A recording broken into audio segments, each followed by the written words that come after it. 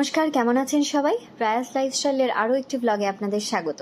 তো আজকে রবিবার, আমরা একটু আজকে দেরি করেই উঠেছি।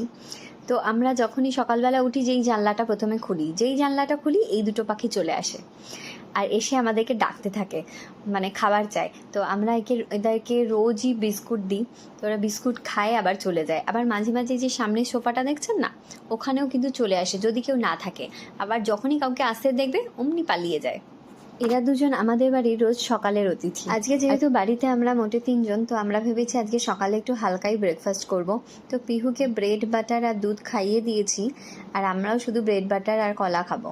আর দেখুন কি সুন্দর ব্রেডের মধ্যে বাটার লাগাতে শিখেছে। ও নিজেই সব কটা ব্রেডেই ও বাটার লাগিয়েছে। বাড়িতে যেহেতু আমরা 3 জন, সেহেতু ভাবছি লাঞ্চেও সেরকম রান্নাবান্না ঝামেলা করব না।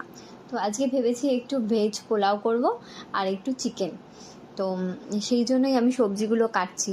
তো ভেজ পোলাওটা অনেক দিন ধরেই ভাবছিলাম করব, কিন্তু করার সুযোগ হয়ে উঠছিল না। তাই ভাবলাম ভেজ পোলাও আর চিকেন করলেই হয়ে যাবে, আর খুব তাড়াতাড়িও হয়ে যাবে। তাই সবজিগুলো কেটে নিচ্ছিলাম। আর রবিবার তো একটু স্পেশাল কিছু না করলে না দিনটা রবিবার লাগে না।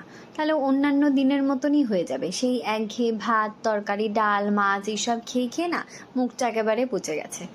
তাই জন্যই ভাবলাম যে একটু অন্যরকম কিছু করা যাক।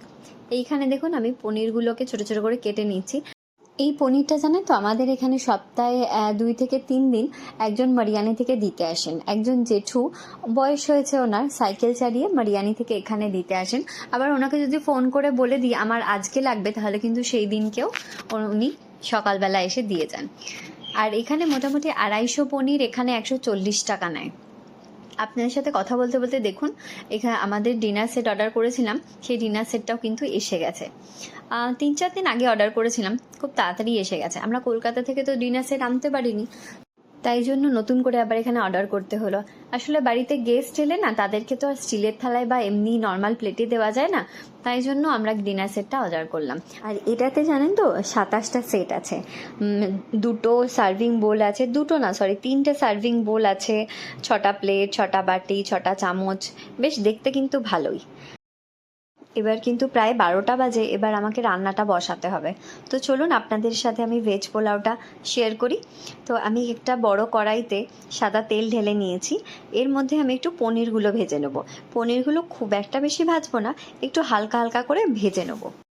পনিরগুলো দেখুন একটু হালকা হালকা গোল্ডেন ব্রাউন হয়ে গেছে।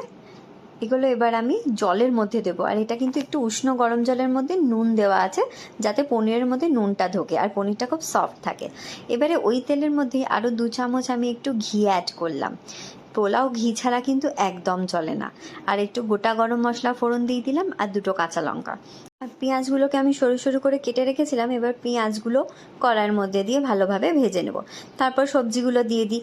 গাজর আর আলু কেটেছিলাম, আর খুব একটা সবজি কিছু ছিল না, ওই জন্য ওই সবজিগুলোই কেটেছিলাম। তারপর 1 চামচ মতো নুন দিয়ে দিলাম।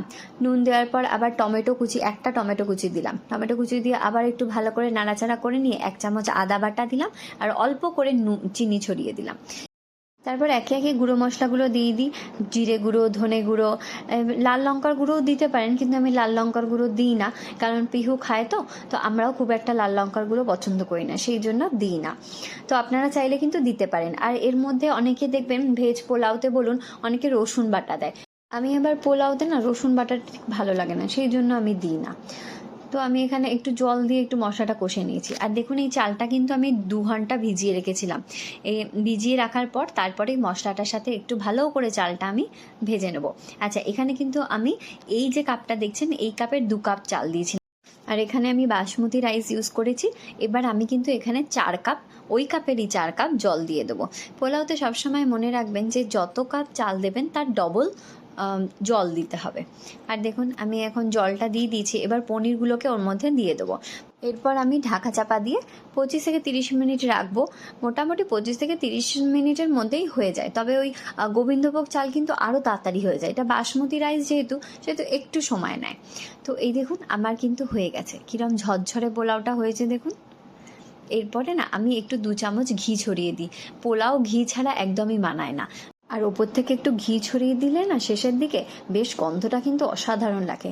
ব্যাস দেখুন আমার কিন্তু ভেজ পোলাও একদম রেডি। আর ওপর থেকে আমি একটু ধনেপাতা কুচি ছড়িয়ে দিয়েছি। এই রেসিপিটা বাড়িতে বানিয়ে একবার দেখবেন, খুব দারুণ খেতে হবে। আর আমাকে অবশ্যই কমেন্ট করে জানাবেন আপনাদের এই রেসিপিটা কেমন লাগলো।